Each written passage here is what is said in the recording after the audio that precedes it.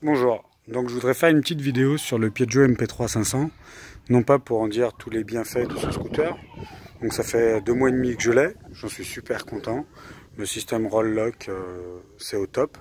Je voudrais juste dire, en fait c'est un scooter qui existe depuis je crois 2006 et je comprends pas que des petits détails n'aient jamais été corrigés. Donc je vais regarder ça ensemble.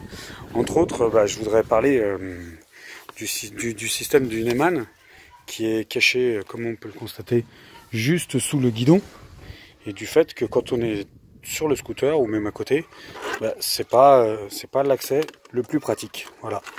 Moi qui mets ma clé tous les matins dans le noir, je dois avouer que je le cherche bien souvent, et bien souvent c'est la galère. Et aujourd'hui je comprends pas que ce soit pas un système d'entrée sans clé en fait. Donc il y a ça que je n'arrive pas très bien à comprendre. Il y a la bulle également. Comment ça se fait que la bulle elle n'est pas réglable manuellement? Voilà, qu'on puisse tranquillement la monter, la descendre sans sortir des clés et tout ce qui va avec. Là c'est pareil, on peut voir le vide-poche. Et le vide-poche il est bien, il y a une clé USB. On peut brancher une clé USB là comme on peut le voir. Mais il se ferme pas à clé. Voilà, quand on ferme le scooter, il se ferme pas à clé. Donc en fait on peut rien laisser dedans. Absolument rien. Alors après c'est pareil, sur les côtés on voit qu'il y a peut-être de la place éventuellement, je sais pas. On aurait peut-être pu éventuellement également mettre des vides-poches tout simplement. Ensuite je voudrais parler des rétroviseurs. Alors moi je viens du monde de la moto, c'est vrai que j'ai des motos un peu faites différemment. Et les rétroviseurs souvent ils partaient du carénage, ils partaient d'ici là.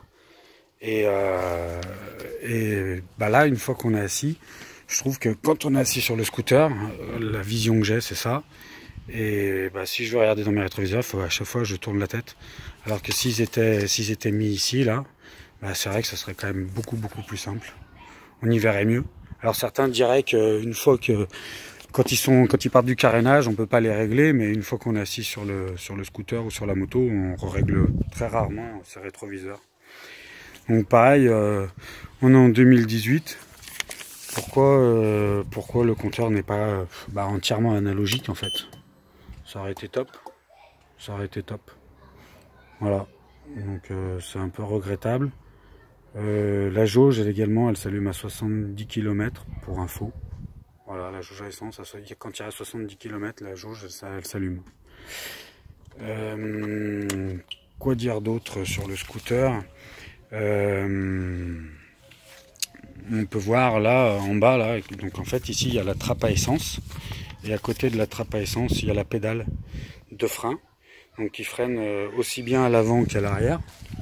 Et c'est pareil, on a l'impression qu'elle est mise comme une verrue là en plein milieu. Voilà, là, elle est mise ici. Pourquoi elle part pas de là, tout simplement avec une petite pédale de frein là? Et pourquoi ils prennent pas plus de place et on peut pas étendre nos jambes en fait. C'est un peu dommage, contrairement à d'autres scooters, on peut pas étendre nos jambes. Et en plus de ça, il y a le tunnel central là, qui prend toute la place. Et quand on passe sur le scooter, à force, on fait des petites marques sur le scooter avec les pieds. Donc sinon, il faut l'enjamber comme une moto. Mais c'est un peu dommage, ça perd de l'attrait du scooter. Et la trappe à essence, c'est pareil. Donc comment ils se sont dit, ce serait pratique de venir avec le pistolet ici. Moi personnellement, il n'y a pas une fois où je fais le plein et je mets pas une goutte à côté. Voilà, on est obligé en fait avec le pistolet, c'est pas évident, on en met toujours un petit peu à côté.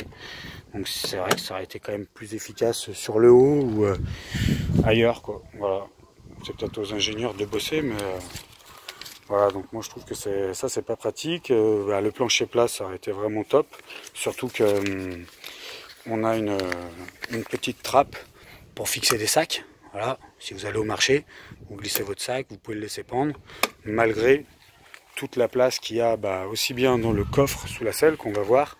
Et moi j'ai fait rajouter un top case.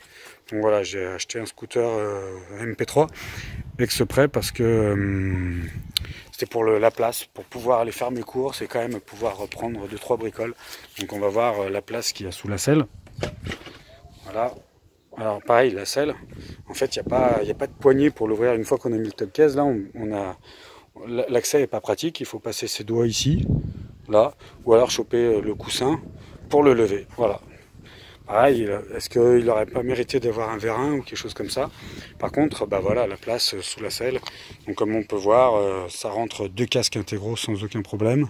Et il y a encore de la place ici pour rentrer un casque ou une combinaison de pluie ou autre, quoi. Pas un casque, pardon, mais un cadenas, voilà.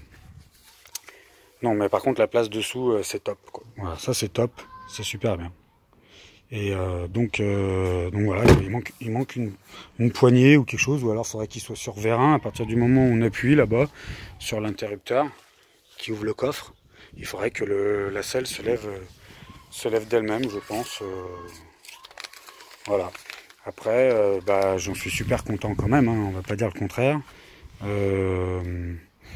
Allez, je vais quand même le dire, là c'est la poignée du frein de parc, ou frein à main, comme vous voulez. Ça aurait été bien aussi si elle avait été électrique.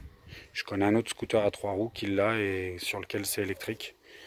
Si on va dans les critiques, là la poignée, là ça aurait été bien, par exemple l'appel de phare ici, plutôt que là-haut. C'est vrai que ça fait des gros monoblocs quand même. Voilà. Voilà les petites critiques à faire sur ce scooter 3 roues. Je reprécise quand même sur lequel je suis super content. Je vais pardonner toutes ses qualités, il marche super bien.